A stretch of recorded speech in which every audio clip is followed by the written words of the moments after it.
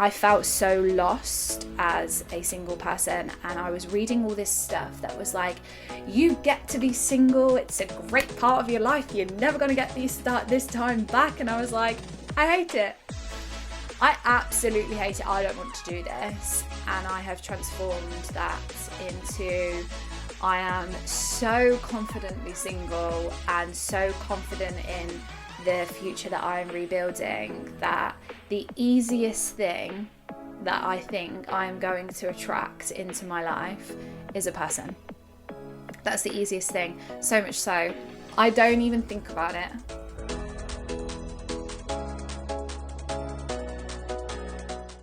Hello guys, and welcome back to another episode of Coming Up for Air with myself, Lou. I hope we're all okay.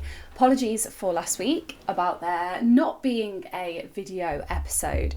It was just so hot. It was 35 degrees last week, which is crazy for the UK. This little space is just not equipped to be able to keep me cool in weather like that. And to be fair, it is actually really muggy today, so I've got all the windows open because I'm taking full advantage of the fact that it is now the summer holidays where I am, and I have quite a lot of traffic going like on the main road because I live right near a school.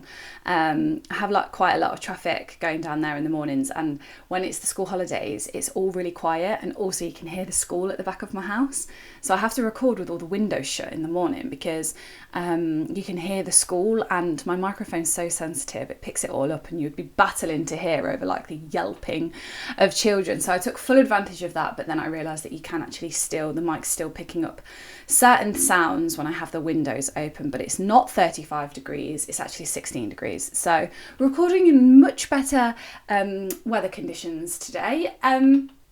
So yeah, apologies for that. Anyway, I hope we all had a lovely weekend, and I'm really sad that yet again we didn't make the finals of the World Cup. I'm not going to dwell on it because I know football isn't for everybody, but I actually watched the match with my brother-in-law and my dad, and I don't think my dad even finished watching the match. And I always think that we do this. Like, I don't understand the formalities, and my dad yelling that we've got defenders on the pitch and no attackers, and I don't really understand that. But I always find that, like, we score a goal and then we just lose it.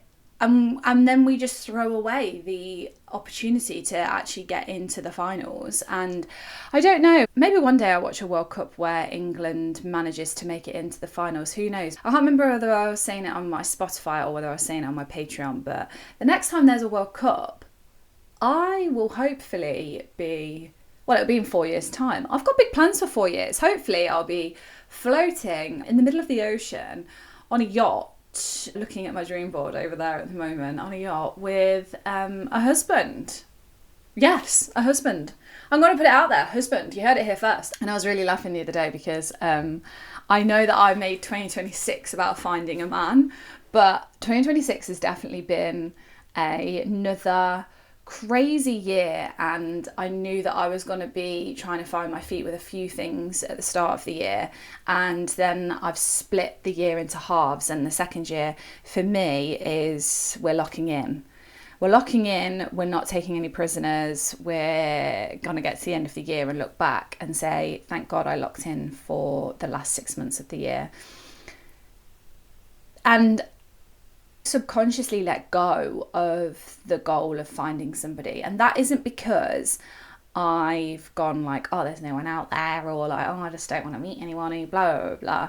It's because I am a manifester. We know that. I am very much guided by the universe, and I had this really good conversation with someone the other day, and she was from, I can't remember, she was from somewhere in America. She was really religious, and she was like, I really appreciate the fact that you say like the universe is guiding you, and then on your post you'll say, or like whatever you believe in, like some people call it power, some people call it presence, some people call it God, like some people call it the universe. And we had like this really deep conversation about how she likes how I'm guided by certain beliefs that I have about the universe. And she was like talking about her belief in God and stuff, and she was like, how nice is it that you can have something like really awful happen in your life and have something that's like so life-changing happen in your life, and you will know that you are being protected and guided to a life that you are going to live to your fullest potential. It was such a nice conversation. That's why I love what I do, because it opens up so many different conversations with so many different people from so many different walks of life. And like, I'm not religious in any aspect at all, but I do believe that there is a higher power, and I don't really know how to explain it, but I do believe that like I am being guided, and I've not always believed it. It's been something that I've believed in like the last probably 9-10 years of my life, and that was because I went through a horrible transition time with a job. That was the first sort of time that I struggled with my mental health, and I just thought there's got to be more to life than this. How do people pull themselves out of ruts? And that's when I picked up many self-help books, and they all came back to this one meaning of like the universe. And like, people will throw it around, and I've got friends that will be like, oh, I manifested this, and it's like, did you? Do you think, eat, breathe about manifesting? Do you have a goal board? Do you do things that will guide you towards manifesting and stuff like that? And they're like, yeah, I definitely manifested this. And it makes me laugh, because people will say like, I've tried manifesting and it didn't work. I think I've been manifesting for like near on 7-8 years, and it's always worked for me. Always. And people will say, well, you know, wow, did you manifest your breakup then? No, I didn't manifest my breakup. You don't manifest stuff like that. There's not one part of me that manifested my breakup. And that's where the universe kicks in, and it's like, but I was being protected from something. And I believe that fully and wholeheartedly in my soul now, that I was being protected from something. Someone. I think there is a massive difference between healing and rebuilding. Healing sounds like passive, and something you've been working with and on after your breakup, and it's something that you can get to the end of and it being like, okay, I'm healed now, what's the next step? And I feel like healing is like you are waiting for something to be fixed. It's quite, not negative, but it feels quite heavy. It's like, oh God, like I can't do that because I'm still healing. And I can't make that decision because I am still healing. And that's not a bad thing. That's not to say that like if you are still healing, like you have to be negative and down in the dumps and doom and gloom. You can be healing and rebuilding at the same time. But I just feel like rebuilding is like more of an active sort of word. It's more like, okay, something's been demolished, which is your entire life, and now you've got to rebuild. Healing is like you have got to heal from something that someone did to you. So your ex leaving and your ex walking out, like you have got to heal from that to be able to move forward. And rebuilding is more of a concept of like, okay, so somebody has completely demolished the life that you thought you were going to live. However, you get to choose what happens next. You get to build the life, what happens next. And I am a firm believer in the fact that like your whole life wouldn't have come crumbling down if there was no reason behind it. And I try not to preach too much about the universe. I try not to preach too much about believing in something and trying to say like everything happens for a reason, because when you are hurting that much, everything happens for a reason is like such an annoying phrase. It's like, okay, well, yeah, everything happens for a reason, but like, what is the reason? You know, that meme that's like, what is the reason?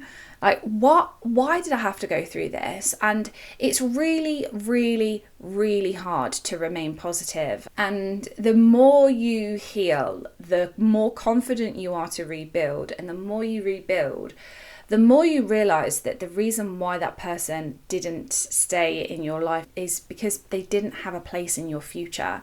The more I meet people, the more I'm like, okay, you would fit really nicely into my life. Like, I am not tied to one place. And I've said this before, whether I've said it in my Patreon or I can't remember which episode I've said it on before, but like, I would love to be able to meet somebody who had the flexibility. And my ex just didn't have that. My ex had a business that was built in the UK, and it was a service-based business, and he couldn't just work remotely. Now I have this like itch, burning desire to not always live in the UK. I just don't think that would happen. I just don't think that would be in my life. And I honestly, and some people can say to me like, oh yeah, but you probably wouldn't want to travel around if you were in a relationship. I would strongly disagree with that. I think this desire is always going to have been there. And I think this desire was always going to be a scratch that I had to scratch an itch. And it's not even traveling. I don't want to go to Bali. I don't want to go find myself in Thailand. I don't have any interest in traveling on an aeroplane for 24 hours to Australia. I do not want to tie myself to the UK. I want to be able to wake up in the morning and go, do you know what? I'm going to go and work in Spain for a week. Do you know what? I'm going to go and work in Switzerland for a week. Do you know what? I'm going to go to Italy this week. I'm going to go and ski in France this week. I want to go and swim in the ocean tomorrow because I can. I want the freedom.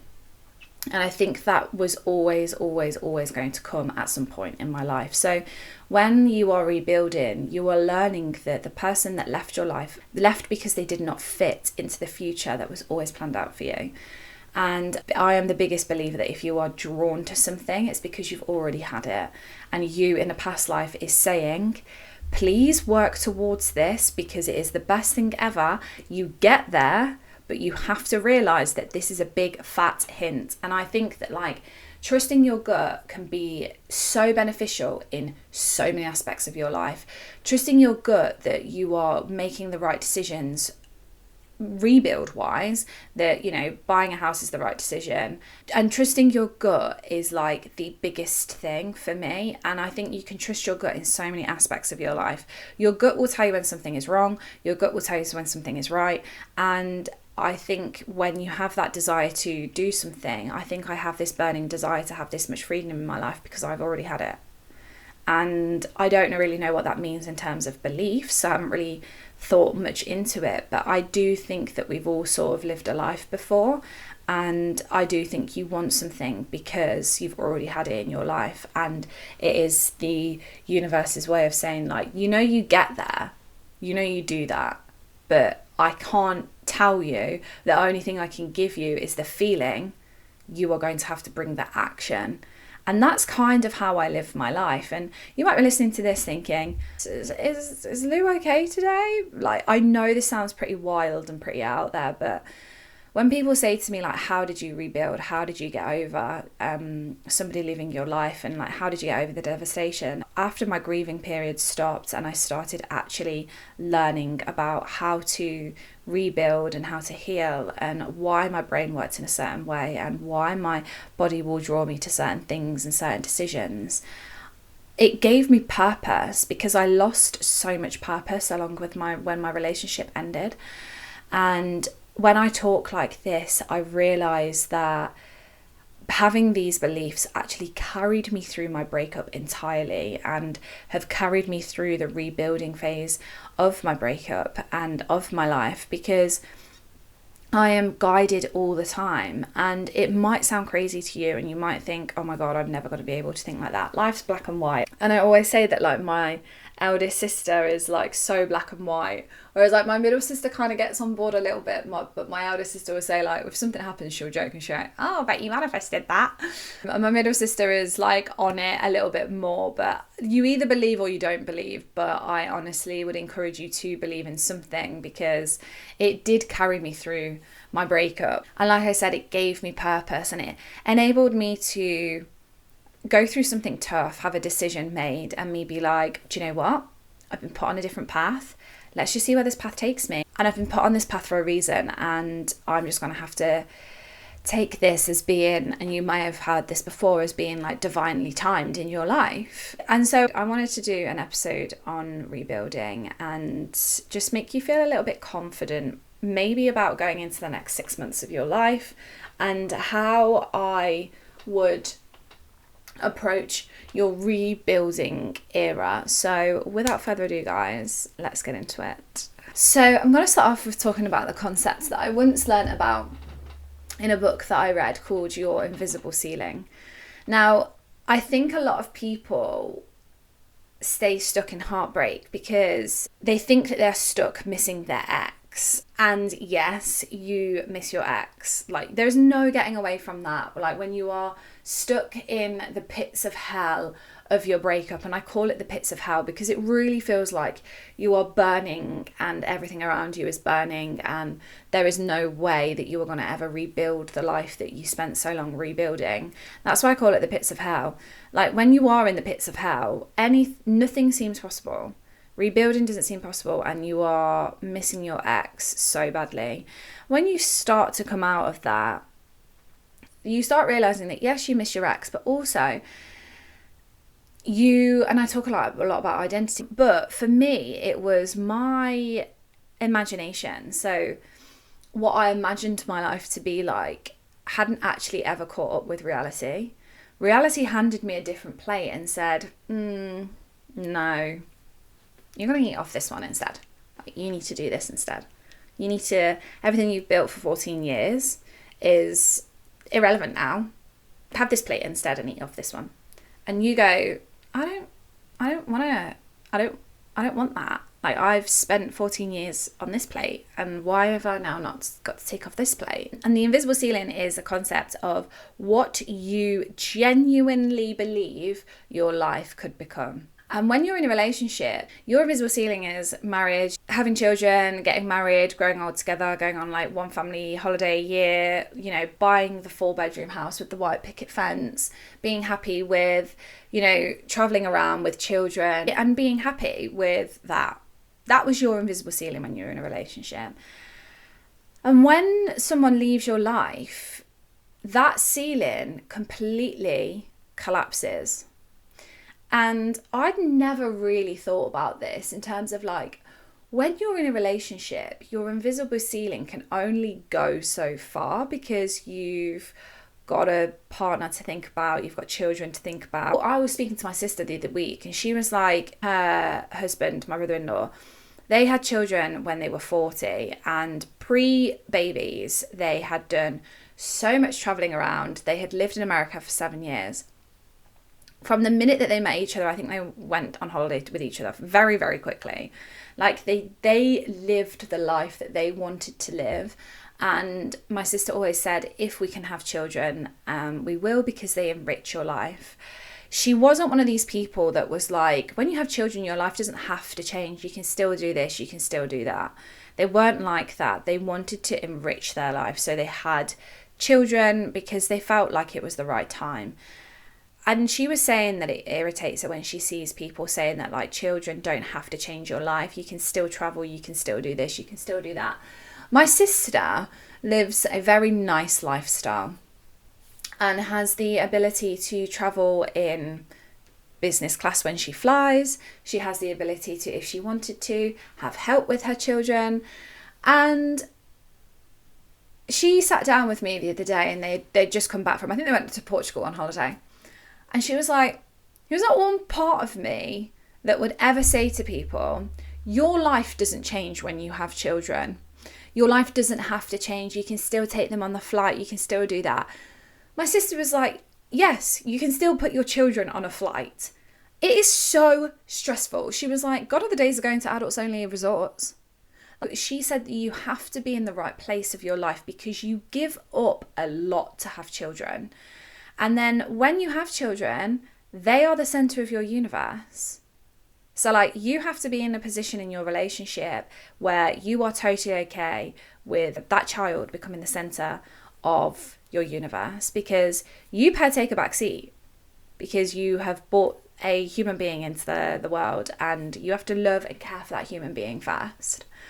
And it was a really interesting conversation because I remember doing an episode, I think either on my Patreon or here, and I was saying that, when I meet somebody, and this was back when I was talking about meeting somebody, I do not want to meet somebody with children. It's just something that I don't want. And my mum, God love her, always calling out Elaine on this podcast. My mum was like, well, you're shrinking down your dating pool because of your age. And I was like, well, that's unfair because I'm 33 and I've not got children. So there was going to be somebody else that is 33 out there that hasn't got children, because I'm not ready to become secondary to someone else's children. That's not to say that I shouldn't. Like, I should become secondary to someone's children because they are the centre of that person's universe. I don't want to. I don't want to have to compromise with somebody else's child. Like, I wasn't put first in my previous relationship. I want to be put first in a relationship before I introduce children into my life. And it was just an interesting conversation because I do think that, like, when you're in a relationship, your invisible ceiling kind of like is restricted because you are going to go down the route of, you know, buying a house, marriage and children. And that's not to say that you should stay single all your life. At one point, I do want my invisible ceiling to look like that. But when your life does a complete 180, you have to look at your life and think like, hold on a second, what is this teaching me? How far can we go with this now? And that's kind of the point that I'm at. My invisible ceiling is massive now. It's huge. My possibilities are endless and it's exciting. But because your invisible ceiling looked so different when you were in a relationship, that it feels like a huge loss, and that is why your future feels blank. That is why rebuilding feels so hard, because you don't know what your invisible ceiling looks like now as a single person. And let me tell you, it can look like anything. You get to choose. This is another concept that I've read about so many times in self-help books. If you believe in the universe, it has a catalogue. And you get to sit down in that catalogue and you get to say, I'm going to have that, I'm going to have that, I'm going to have that. Mine go from owning a yacht to like doing my food shop in M&S. They're like two ends of like the spectrum and the scale. And like, I go from like, okay, I need like 80 million in the bank because I need a yacht, to like, oh, I just need a couple of extra pound a month. Just to be able to go back and do my M&S shop because I miss it loads. And they're like the two opposite ends of the spectrum. Like my invisible ceiling now is so high, but what is actually in that can like really differ in like price ranges. But you can literally pick whatever you want. And I think it is not spoken about enough. And I don't think it's spoken about enough because it sounds brutal, but you have nobody else in your life to look after now. It is just you. Why are you shrinking down your future? Why are you shrinking down your life when you have nobody else in your life to tell you how big you can grow it? And I do think that is why I've started here, because your ceiling still is a relationship ceiling, and it is preventing you from making it above the ceiling. You're not even touching the loft. You haven't even opened the loft hatch. Like that loft hatch, when you open it, is going to release so many possibilities that you're going to be like, oh my God, I haven't got time for a relationship yet. I'm going to stay by myself. And then single becomes less scary. And then when people say to you like, oh my God, how come you've like remained single? You feel confident in saying to them, because I've got so much I want to do. I must sound like a broken record on here when I'm like, I've got too much stuff that I want to do. I've got too many things that I want to work towards. I've got too many things to do to even bring somebody into my life. That might change. I am waiting for the day that the universe slaps me in the face with somebody and goes, remember when you said you didn't want anybody? Deal with it, because this is what we're doing now, and this is the path that you are on. But I know that the day that happens, somewhere along the lines, I would have subconsciously made space for it without probably realising. And this is why, like I said, I wanted to start here, because your ceiling is capped in a relationship. And I don't mean that in a you are restricted sense of the word, because yes, like I've said, I want to be there someday, and that is going to be my invisible ceiling. But you cannot apply that to your single life. You cannot apply that when you're not in a relationship. It's just, you will continually restrict yourself and then wonder why you are so unhappy in being single and so unhappy having to rebuild your life. Don't forget, like I've said a million times before, you may have heard me say it, you may have not, but like your brain does not chase happiness. Really weird concept. Like your brain does not chase happiness. It does not chase happiness. Your brain chases familiarity. And that is why some people feel so guilty about moving forward. They feel so guilty about admitting that actually they want to rebuild a life that is just all about them. Not because you're not ready. It's because your brain has gone, hold on a second, this isn't familiar. Don't like it. Stop, whatever you're doing. So then you like you're like on this sort of scale of like, I really want to rebuild, but like, oh my gosh, no, go back to a relationship. I really want to be in my single era of my life and, you know, do loads of solo things, but that feels really scary. So no, actually, I'm just going to jump into a relationship. This is why I see so many people, my friends included, jump into relationships. And then when it goes tits up, they're like, actually, it's not going to work. And I don't know why it's like not working. And it's because they've sat there and on a day where their brain's gone, this way of living is really unfamiliar and feels really, really, really scary. They've gone, oh my God, I'm going to open Hinge, or I'm going to open Tinder, or I'm going to open Bumble, or I'm going to meet somebody, I'm going to go on a date and I'm going to make my brain feel familiar. And oh my God, I feel so much at peace now. Obviously, because being in a relationship is what you know. So your brain's gone, thank God, you've seen the light. And actually you've rushed into something, and then when it doesn't work out, you're grieving again. Another relationship that you could have avoided if you just told your brain that this is the new familiar we're going to have to get used to. And it's funny because my therapist said what you don't want to do is become a person that organises their life around survival. So the reason why you've met somebody is because you find your future so scary and this feels familiar, and so it takes you out of survival mode. Like, what you want to be doing is organising your life around living and actually living these chapters of your life. And you don't have to intentionally block things out. Like, I say this to my friends and people I talk to online as well. If someone comes into your life and it feels organic and you think, oh, is this, you know, somebody teaching me something? Like, is this going to be somebody that could potentially be for me? Like, take it, run with it, see where it goes. You don't have to be intentionally like, nope, I need to live, so I'm blocking everything out. It's like something that you have to learn gradually, definitely. And I've had people come into my life where I've been like, why are you here?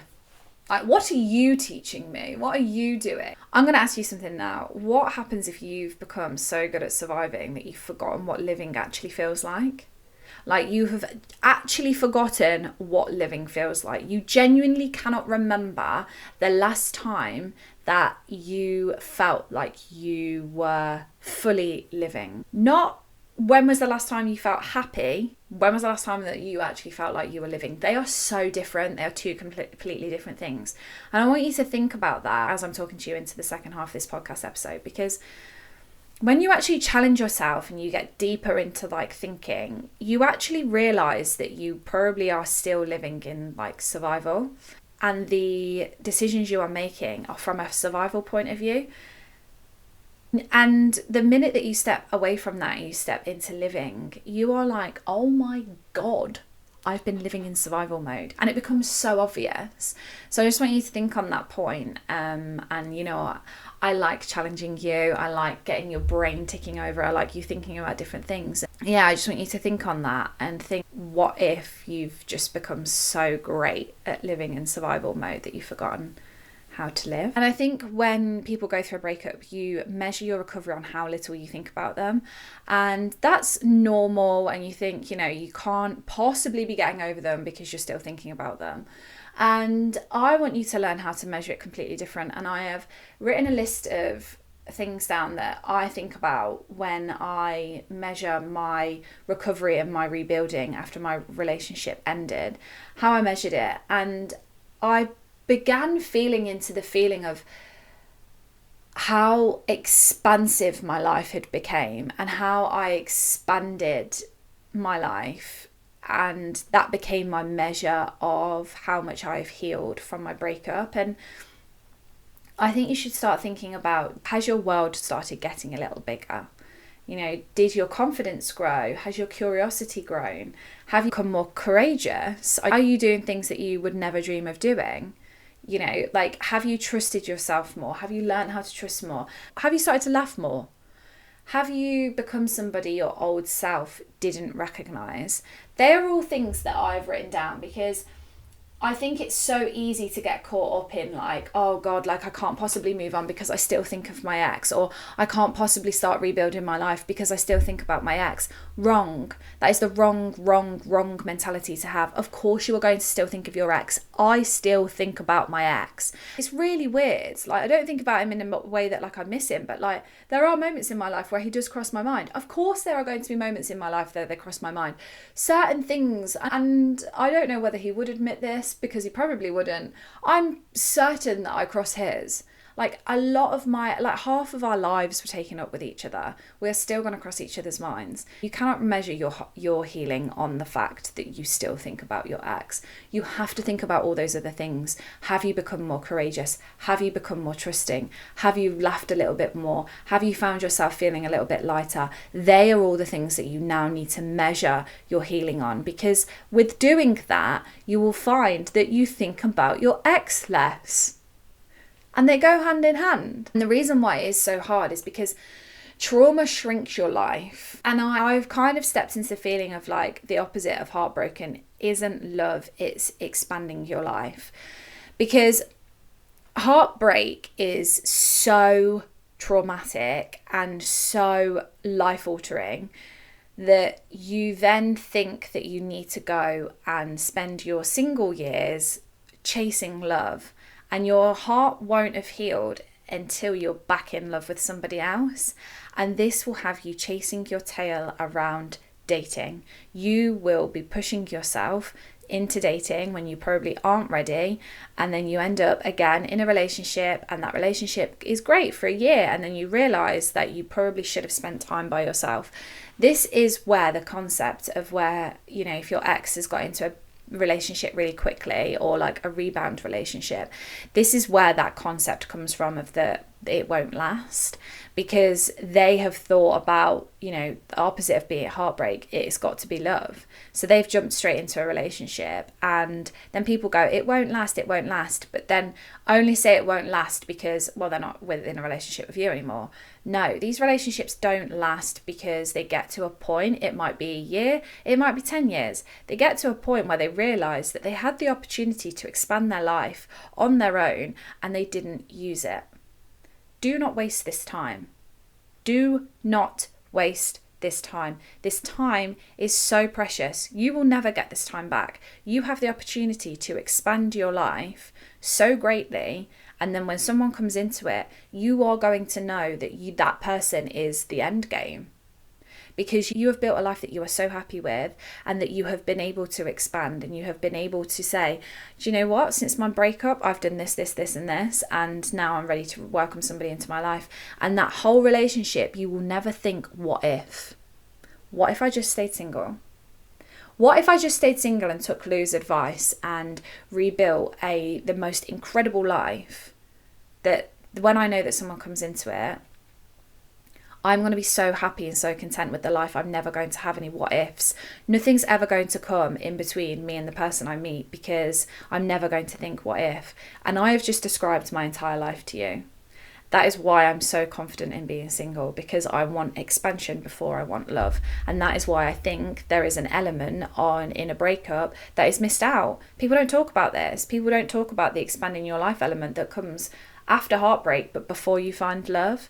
Because trauma is something that will shrink your life, and it will shrink your life in a way that you don't actually realise. You stop dreaming, you stop trusting, you stop taking risks, you stop imagining, you stop saying yes to things. Trauma will reduce your life significantly, and you do have to sit through that as well. It's hard. Everything starts feeling small because you can't take on things that makes your life feel full again.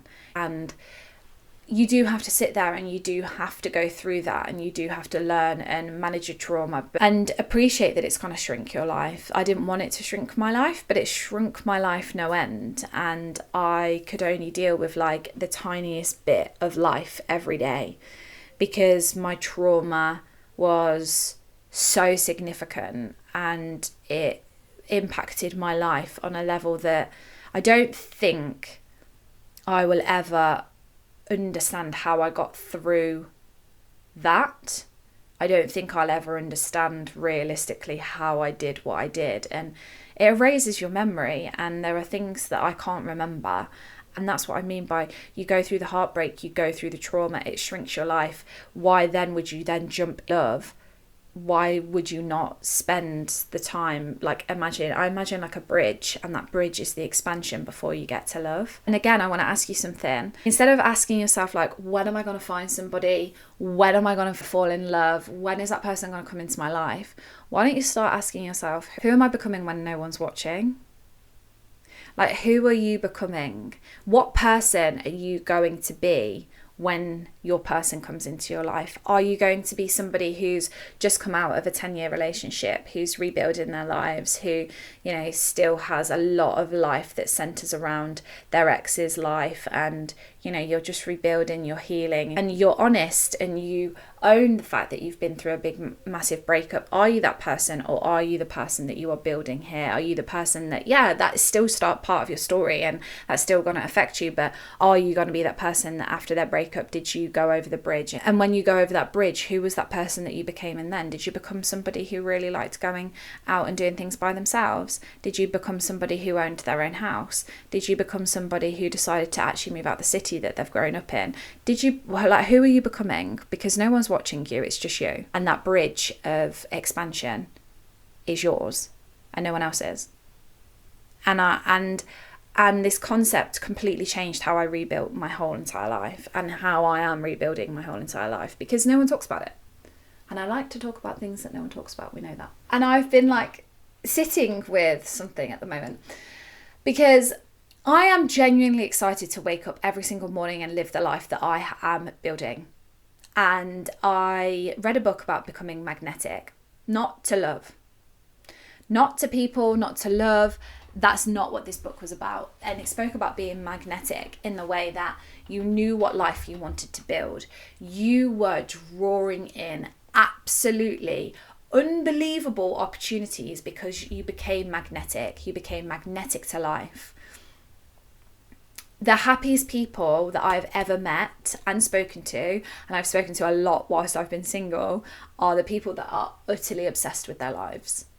Not utterly obsessed with finding somebody, not utterly obsessed with somebody in their lives, which is what I was. I was completely infatuated by my ex. I was obsessed. I loved him so much. And I would say I was the happiest person alive because I was in this relationship and because I had my ex. I am the happiest person alive now because I am genuinely excited to wake up every single day and live the life that I have built. I love my life. The only person that is going to be able to rebuild a life that you love is you. You are rebuilding your life. So why on earth are you obsessing over bringing somebody else into your life when you aren't obsessed with your life? Imagine meeting the love of your life and then being like, oh my God, I'm totally obsessed with my life. I've got this, I've got this, I've got this. And they turn around to you and they're like, oh my God, do you love your life too? And you're like, yeah, I do. But I've just been really trying to find somebody so I can be happy again. If I met somebody now who stemmed their happiness on having me in their life, I would be like, you need to probably go away and do some more healing. I spoke about my situationship after my relationship, and he said some really stupid things whilst we were together, but he also said some very interesting things. And I remember him saying that your happiness should not involve me being in your life or not.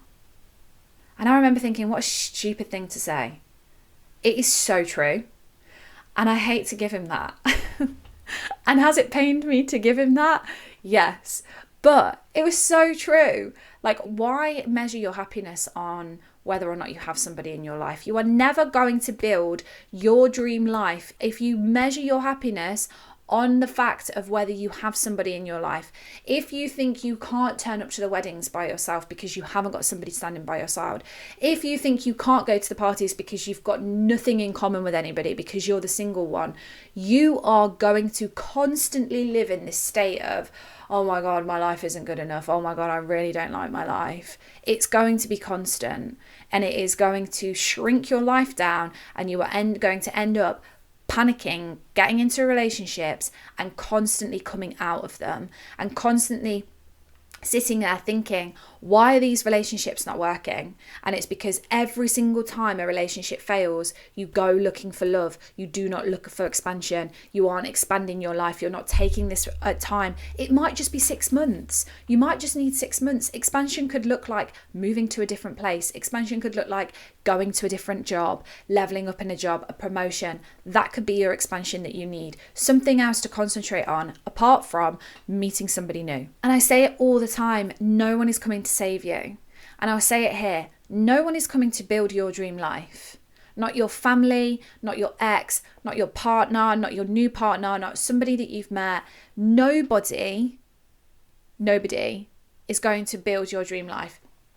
I spent a lot of time when I was younger thinking, and it's the classic, like, you marry rich.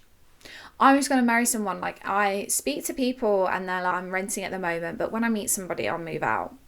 What you were initially saying and what you were saying there is that, one, I'm never going to have enough money to be able to own a house on my own. You can change that 100%.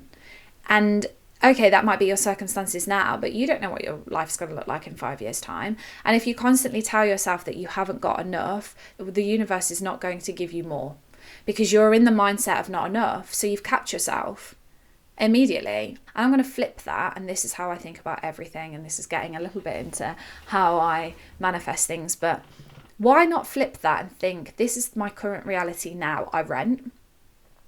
In 5 years' time, I'm going to get a house. Not, in order for me to buy a house, I'm going to have to find somebody because I need 2 incomes.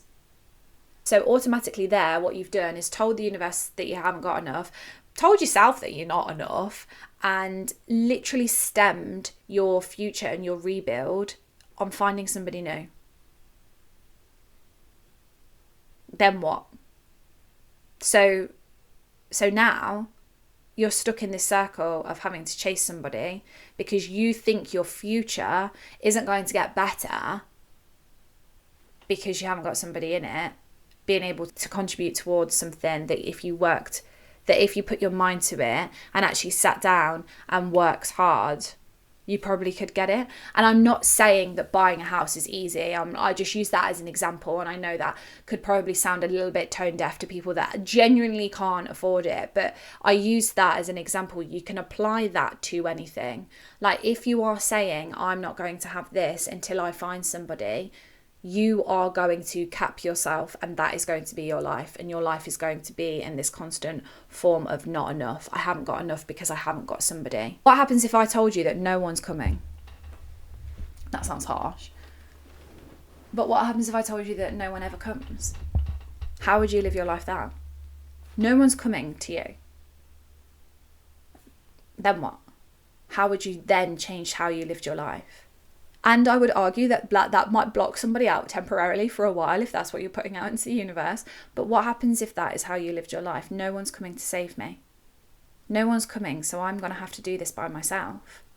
You will completely change the decisions you make, the way you work, the way that you live, and you will start expanding your life on your own. And a lot of the self-help books that I read are about identity, and I talk about identity a lot. And I think one of the most powerful exercises you can do is write down the person you want to become.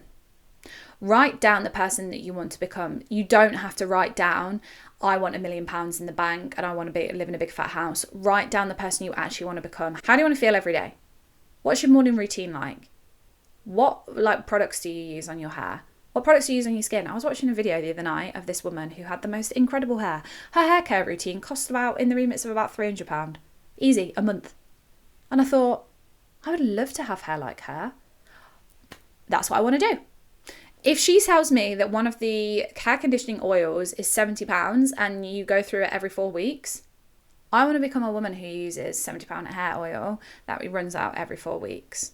I also want to become the person that also on the opposite end of the spectrum, yes, I use £70 hair oil, but I also want to become the person that is so happy in the space that I live in. I think I've spoken about this before. I never want to crave space ever again. And yes, I walk into some people's homes and I'm like, oh my God, this is amazing.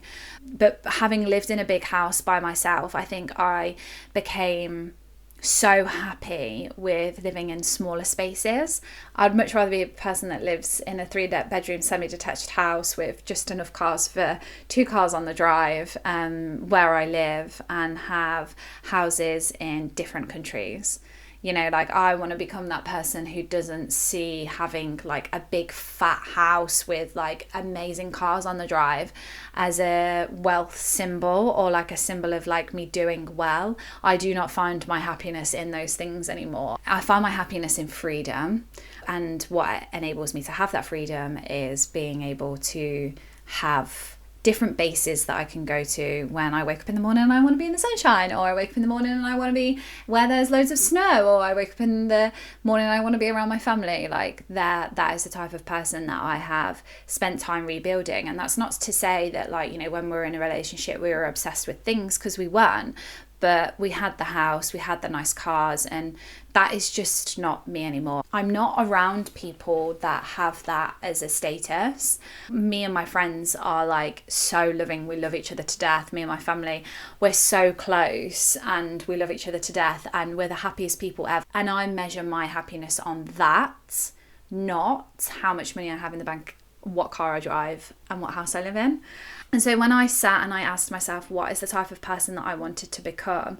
If you'd have asked me that in a relationship, I'd be like, I would want to be the doting wife with the white picket fence, you know, the Range Rover mum that went to go do like Pilates in the morning with a big fat house. And like, they were all really great things, and things that people can still strive towards.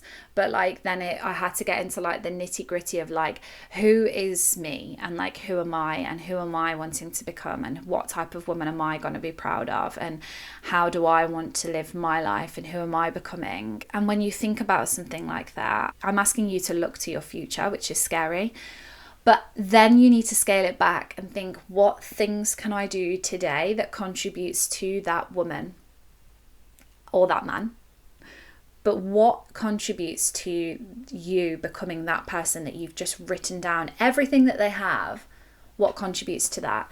Is that person in the future really healthy? So what decisions are you going to make today? Are you going to go and get a Subway? Are you going to go and get fast food? Are you going to go get takeout? Are you going to make yourself a chicken wrap instead of buying it? You know, are you going to go and get a bottle of water, or are you going to go and get a fizzy drink? What decisions are you going to make today that are signalling to yourself and to the universe that you are serious about becoming the person that you've written down on that piece of paper? And that is how I live every single day. What decisions is she making? Who are you becoming? And I've realised over the last probably 2 years where I've been rebuilding is that the rebuilding stage needs more than just motivation. And I've told you all these exercises to do. It needs more than that. You need structure. You need to be able to follow something and feel encouraged to do something, because when you go through a breakup, one bad day does make you feel like you are taking a million steps back. That happens, and that goes into the rebuilding stage as well. If you get a setback, if you get a knockback, if one of the things you've written down on that piece of paper is to be project manager, not just project coordinator, for example, and you go for the job and you get rejected, you automatically think, oh, well, this is not working. Or like, oh, well, I'm not actually going to be able to do this. See, I told you so. You're not worth anything, you know. You're just gonna have to live this life. You need more than motivation. I needed more than motivation. I needed structure, and that is why I've been like silently, quietly hinting that I have been working on building something that is going to help you rebuild after your breakup. The most important relationship you have is the relationship that you have with yourself. And so I'm not selling another course. It's not going to be like a breakup course or like anything like that. It's a course, don't get me wrong, but it's different. It's like everything that I learn about rebuilding my life and me still rebuilding my life. I'm still way off the person that I wrote down on the piece of paper and the person that I want to become. But it's about confidence. It's about the confidence that you have in yourself. It's about knowing that you are going to get everything that you want. It's about knowing your limits. You know, you can write down that you want to own a multi-million-pound 6-figure company on that piece of paper. Fine. You can write down that you want to be sailing on a yacht every summer. You can write all these things down. Like I said, anything is possible in life. But the doubt that you will feel and the self-doubt that you will feel will kick in. You are very, very, very sensitive because of your breakup. Like I said, trauma shrinks you. It makes you a person that you do not recognize. And that is why I've decided to focus on rebuilding, not on getting over your ex. I think there are so many things out there that are stemmed and angled towards getting over your ex, but I think there is nothing on rebuilding your life as a confident single person. And I will tell you a lot more about it soon. It's very exciting. I have put my heart and soul into this. It is consuming my life at the moment, and that's why I know it's just going to be so good, because I felt so lost as a single person, and I was reading all this stuff that was like, you get to be single, it's a great part of your life, you're never going to get this time back. And I was like, I hate it. I absolutely hate it. I don't want to do this. And I have transformed that into, I am so confidently single and so confident in the future that I am rebuilding, that the easiest thing that I think I'm going to attract into my life is a person. That's the easiest thing. So much so, I don't even think about it. I haven't brought it into my life at all, because it feels like the easiest part, because the life that I want to expand into is huge and scary. That scares me more. And that is the position that I want you guys to be in. And it's the position that I know I can get you in.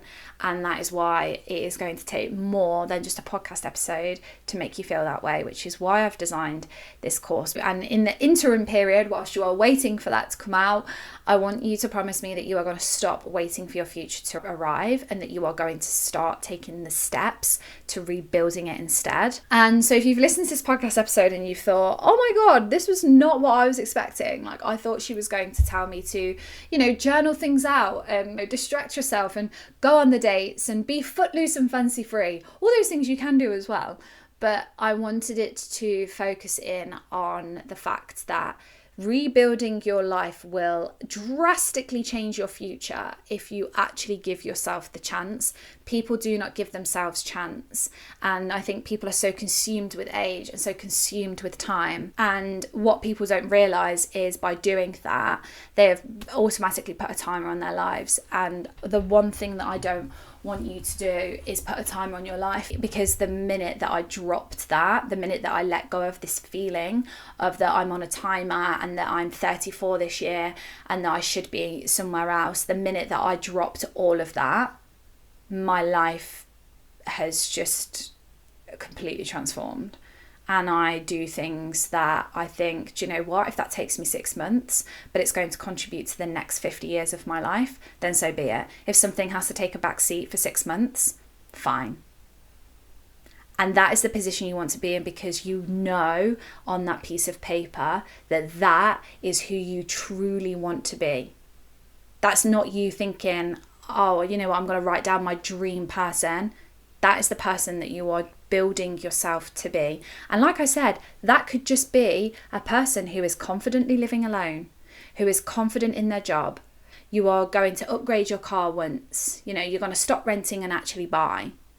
All these things are possible, but it's not your 5-year plan. See what I mean? You don't have to put a timer on it.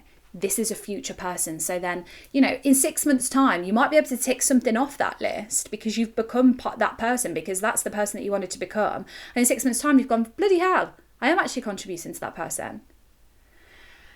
I am so excited about what I am building. I am so excited about what I'm building. I am so excited to share it with you, and I really, really, really hope that you are excited too. And it wouldn't be an episode if I didn't plug my Patreon. My Patreon is there. I'm going to start doing one single person episode and one breakup episode. I've decided, I had a little chat with one of my Patreon followers yesterday, and I was like, do you know what? I'm going to start putting more single content out into the world. So if you want more single content, you can sign up to my Patreon. It's £5 a month. It's probably less than the price of the coffee that you are going to buy today, or if you already have bought that coffee, it's probably less than that. You get 2 extra episodes a week. week. So that's 8 additional episodes a month. You also get to speak to me over there. Like I said, guys, if you want more information on the rebuild course that I am building, please message me. I want to get very excited about it. Like I said, I've put a lot of effort into it, and I just know that it is going to transform your life. Give me a message. We can chat about it. And if you don't want to do any of that, I will see you next week in next week's episode. I hope you've enjoyed this episode. I've really, really enjoyed being back with you guys. So have a glorious weekend. Look after yourself. Bye.